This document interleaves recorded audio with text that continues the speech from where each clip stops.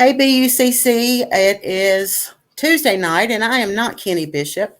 Um, Tonight, Kenny and I had switched because originally um, Daniel and the Reverend Dr. Tony Hawkins from the UCC conference, Indiana conference, was going to be on here. And Tony's mother became very ill today and was taken to the hospital. So Daniel and I are going to reschedule, but hey, Glenda and Morning and Bob and Enid. I hope all is well with you all. I miss seeing you.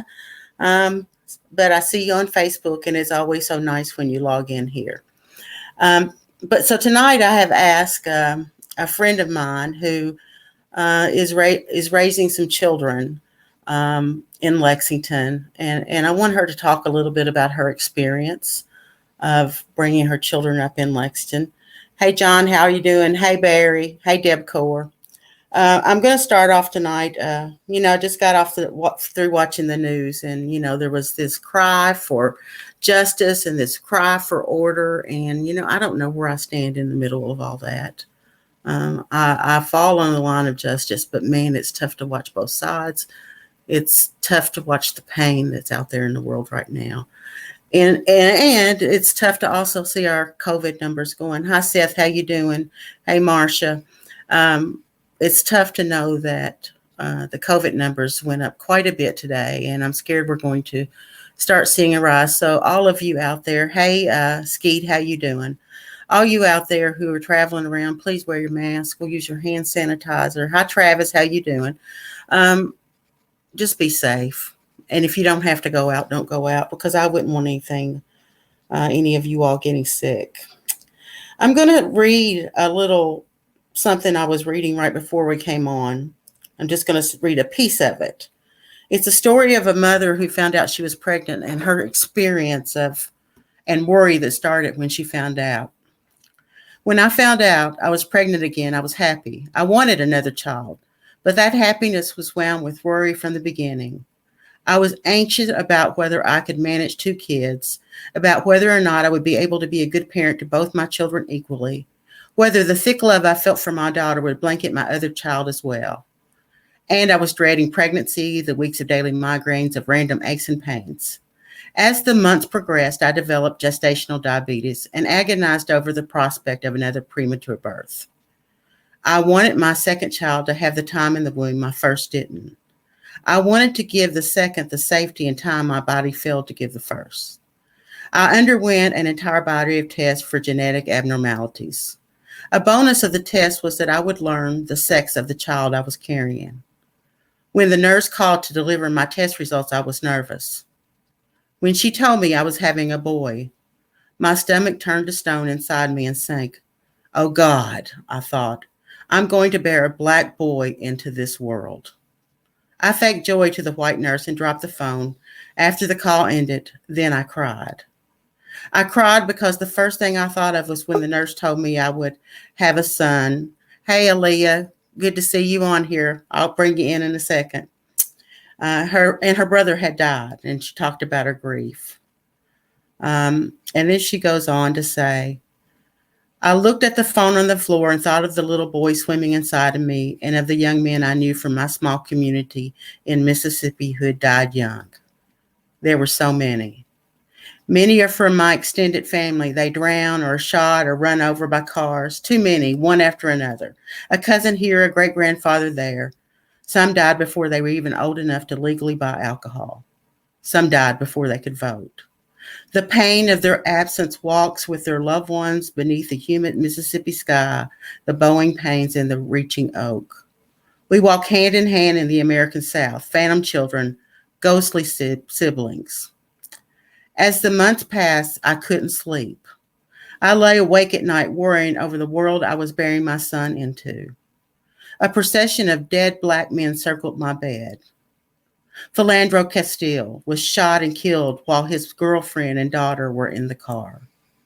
Alton Sterling was killed in Baton Rouge, Louisiana, and the police who shot him were never held accountable for his murder, for shootings and the killing the man who smiles in blurry pictures, for letting him bleed out in front of the convenience store.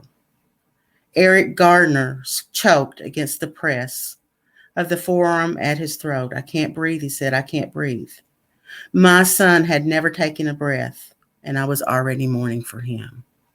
Hey, Angie, how you doing? Hey, Pete. Anyway, I thought that is a powerful, powerful story of a mother getting ready to birth a black son into the world. And so tonight I have asked two of my colleagues from UK who I work with to come on and talk to me a little bit about what it's like to raise children or to have hard conversations with children in the Black community. I'm going to bring them on now. This is Jennifer Bell and Hello. Aaliyah Scott. Hello. And Aaliyah, I'm going to hit you up first. Aaliyah was down at a march this week, and Aaliyah does not have children of her own, but she has helped her best friend raise her daughter, who is now, how old is she? 9. 9. See, I thought she was 6. And Aaliyah was telling me this morning about what it's like to have the conversations about injustice and racism and the disparity sometimes between what is right and wrong and the decisions people make because of the color of your skin. Did I articulate that okay, Aaliyah? Yes. Will you tell us a little bit about the conversation you had with Cadence? As we was marching downtown and she was seeing the signs that said Black Lives Matter, she was like, "What is that about? I see it on TikTok." And we was trying to tell her that right now we're going through a part of history where we're still, from back past, we're still going through it now, where it's racism going on and the Black people still aren't being treated equally and fairly as they should. And we was explaining to her about all the Black people that had been murdered by police, and she didn't understand that the police did it, and she thought that the police were there to protect everyone. And it was just hard to try to get her to understand, what was going on, because we don't teach her, any color. She knows, everybody's treated the same and equal. So it was hard for her to understand that, this was going on in the world. Hey, I'm having a no sound. Is everybody having a no sound, or are some of you having a no sound? If somebody could give me a message. We're going to keep on talking. So Aaliyah, how does that settle with you, having to have that kind of conversation with someone so young? I mean, it's sad in the world today. I mean, very sad. And she shouldn't have to, go through it. And we still shouldn't be living in that time right now. I agree with you. And so you took her down to experience the march and then had to have conversation with her. Yes. How did you feel at the march? What came up in you? I felt like I was doing my part. Mm-hmm. I did. Did you have any fear? Not at all. And JB, you want to tell a little bit about your story and about your children and some of the things you've experienced? Yeah. I've been with my husband since 1998. We share a 20-year-old daughter, 12-year-old son, and I have a 23-year-old stepdaughter. And here we've always had to talk with our son about how society sees Black men.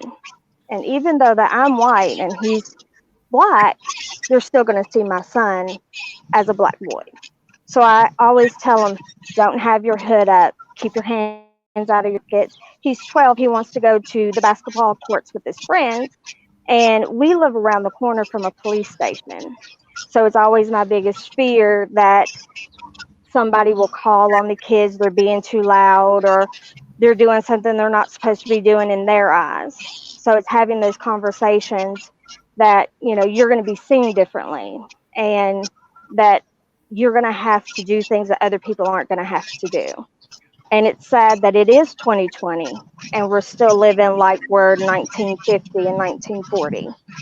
You know, racism is alive and well. And the thing is, it's always been here. It's just now people are videoing it and we're actually seeing. And my son is seeing that. And he's like, why is this happening? Why are they doing this? And you have that hard conversation that some people don't always accept who you are, but be proud of who you are and stand up for who you are. But in the same breath, you have to tell them to be careful. You know, if a cop says anything, do exactly what they say.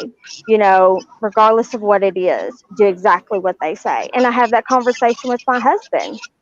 Have that conversation of, you're going out to work, you're in one of these sundown towns, get out of there before sundown. And it's just having that hard reality check. So, in so 2020. when you leave in the morning, do you have that thought of, Absolutely. Every time my kid walks to the park or walks around the block with a friend, you know, I worry.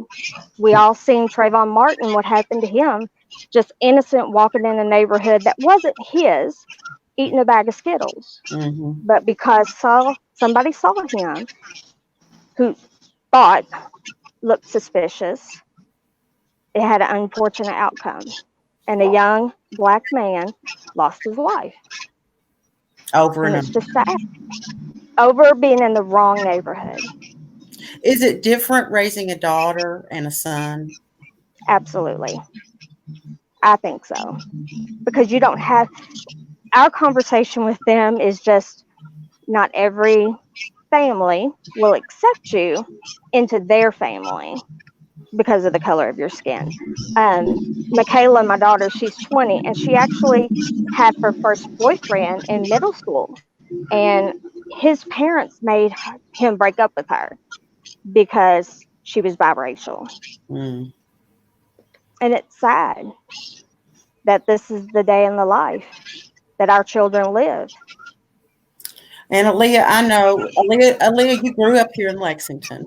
Um, you have a huge, huge family who's very, very close. If you've ever been to a restaurant where Aaliyah's family's at, you probably couldn't find a seat. Right, Aaliyah?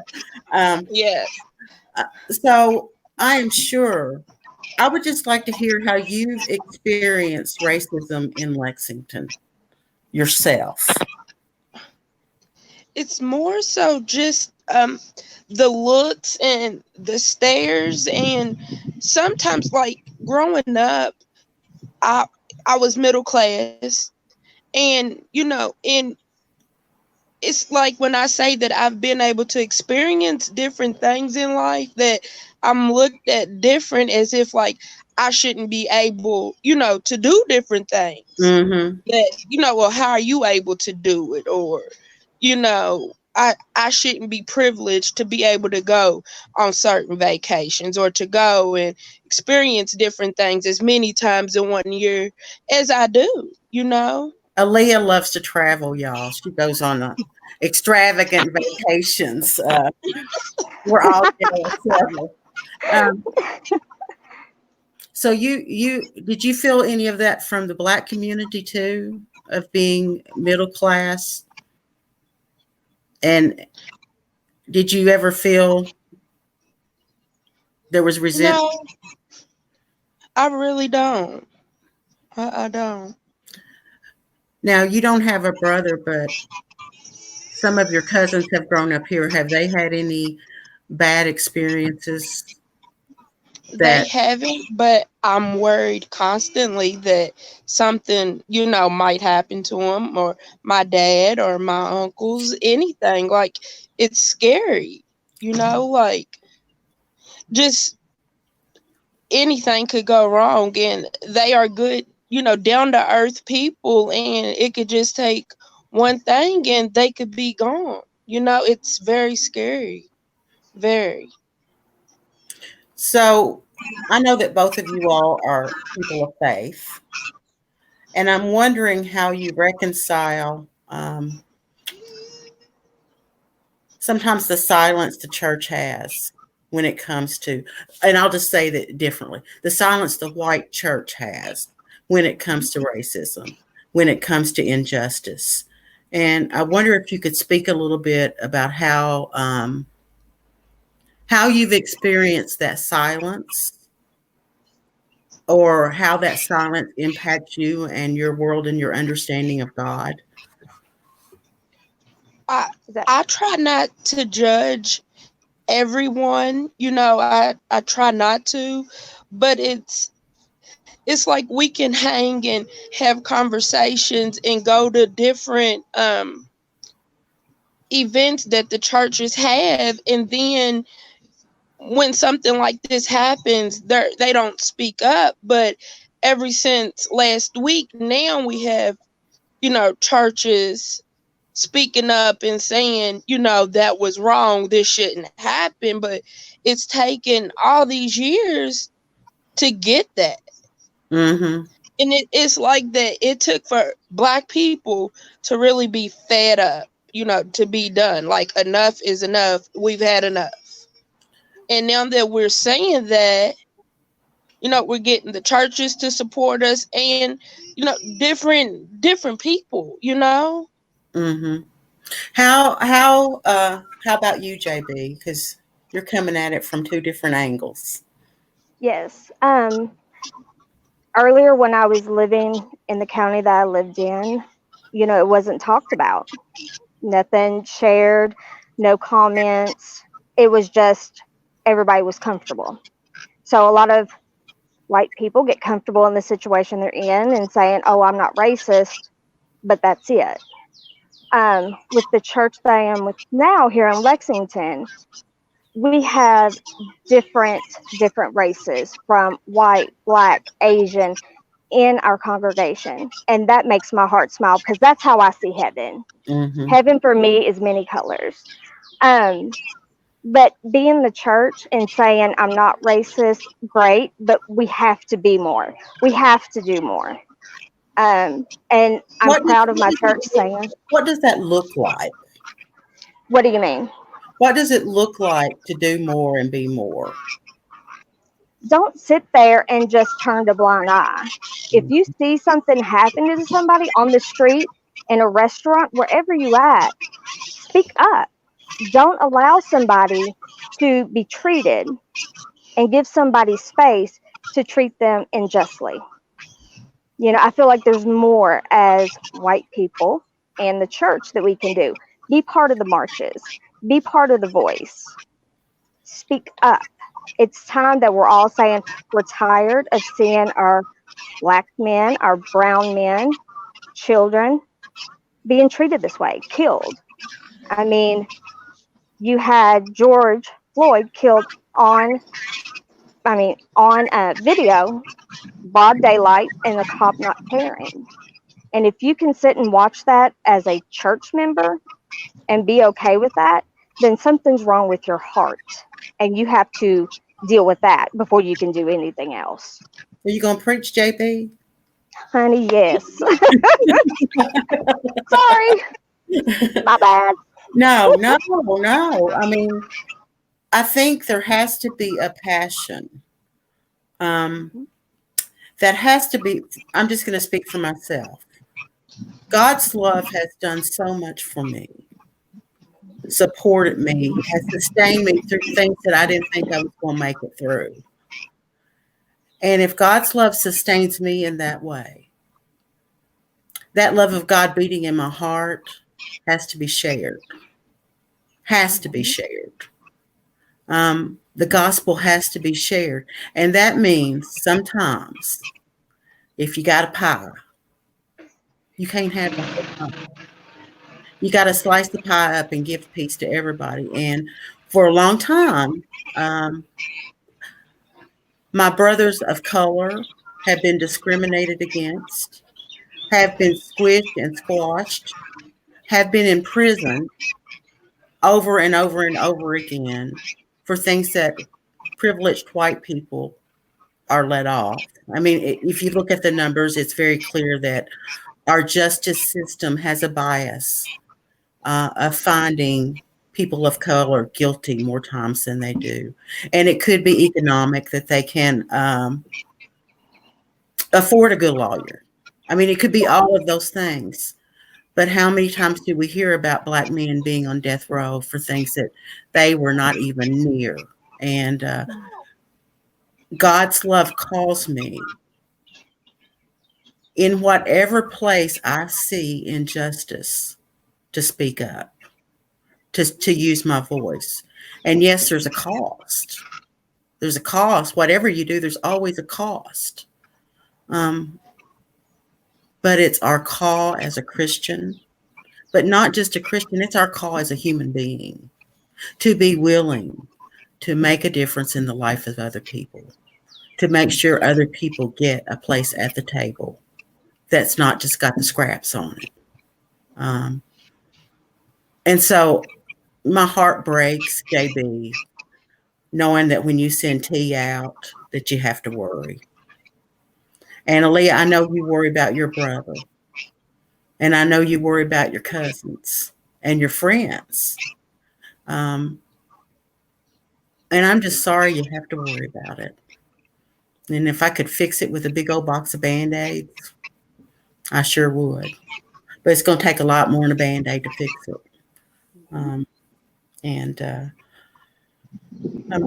JB, how does T even understand? I mean, I think when you're growing up, you miss a lot of that. And he's what, in 9th grade? Going into 7th. 7th. So you've grown him up. I mean, has he started noticing? I don't feel like he's had anything happen to him. He does notice certain stares. We were actually at a restaurant and there was a older couple staring at us, the entire family, both daughters and him. And that's what he noticed. Why are they staring at us? They're not staring at anybody else. Why us? And then at the dinner table, you have to say, well, not everybody agrees with me and your dad. It's sad, but he realized it only when it's in his face. So that was one moment that he noticed it and he could talk about it. I think with the videos coming up and social media being so big, he sees things on there and he's like, look, is this right? No, it's not right. It's absolutely not right. That's what we talk about. Wearing your hood, don't wear it up. Keep your hands out of your pockets. Is that Marion? Yes, say hi. Hey, Marion, how you doing? Oh, You're so cute. He's just waking up. Well, Aaliyah, you can keep my feet to the fire. And JB, what you were talking about when I was in college. Now, I grew up in a town where the Black people lived up on top of a hill, and it was called a certain kind of hill. And the white people lived out in the city and the little town, 4-way stop sign. And there was not a lot of mixing.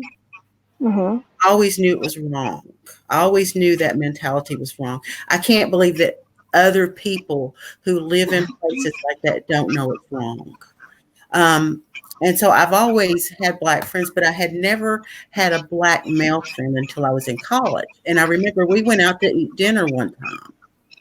And I didn't think anything about it, but then I noticed it was a very different perception, other people and looks that I got when I did that. And it really shocked me. And it was very uncomfortable. I can't see my body in the picture. So I know that you probably have lived. How long have you and Tony been married? Since we got married in 2004, so 16 years. So we've been together since 98. Over the years that you've probably experienced a lot of that. And I'm sorry.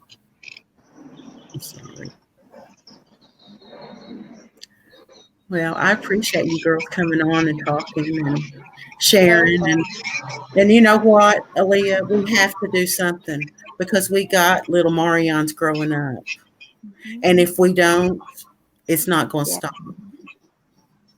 And so as people of faith, We should all have a rage inside of us that fuels us. None of us know how to fix it. None of us know how to fix it. But I think it starts with us having some conversations like this so that we hear each other's stories. And y'all know I ask y'all's questions all the time because that's how I learn. And I Well, appreciate it's great that you asked. I appreciate you all sharing your life with me, sharing your challenges, sharing your joy with me, sharing your faith with me. Both of these young women have been to Bluegrass United Church of Christ. Aaliyah has worshiped with us several times, and where she lives now is over in our neighborhood, not too far from you could walk to church on Sunday mornings, girl. Yes. And I know I have to call your brother to get you out of bed. And JB has been there. She was at my ordination, and she's been watching the pastor chats and watching some online worship. So they're really part of our congregation in a way. So I want you to know that you're loved, that I'm blessed to be part of your life. And I appreciate you coming on and sharing some of this with some more people that I just love and adore for teaching us. So hold our feet to the fire. Call us out when we do something wrong. Say if we laugh at something we shouldn't laugh at, call us out. I try to do the same. And I try to open windows so that other people might let a crack in to change. And I promise you I will keep trying to do that. All right. Thank you. Y'all got anything else? No, just thank you for having this. This is an Yes. uncomfortable conversation for some people, but thank you. All right. Yes. Well, I'm going to pray us out. And Absolutely. I guess I'll see y'all at the shop tomorrow, right? Yes. Nobody's calling in? No. All right. Well, I'm going to pray. God, I thank you for the way we meet each other, the way we learn and grow from each other through our sharing of our stories and through our sharing of our understanding of who you are and who you call us to be. It's a tough time right now, oh God, and we pray that you will enrage us and convict us and somehow inspire us to do whatever it takes to move us closer toward the kingdom in which you created us to live in. We are all members of the beloved community, beautiful and diverse. And I thank you for that. Thank you for this good little church and for all your many blessings. In your name we pray. Amen. Amen. Thank you, ladies. I will talk with you later. And oh no, I'm going to have time to walk the dog. All right. I will see you all later. Church, I love you. And I look forward to being back with you. I think Daniel's going to join us another night. Skeet, I'm going to read what you're saying. We had 3 black boys in our grade school. We had dance lessons after school, and they had to bring girls to dance with. And that was in the North. I could not understand that then as a 12-year-old. Now I realize it was racism. I just didn't have a name for it. Thanks for sharing that, Skeet. Skeet's, I think, she's a little older than me. That's how I put it. Thanks for sharing that piece. And thanks for being here tonight, girls. You're welcome. I'm Marianne.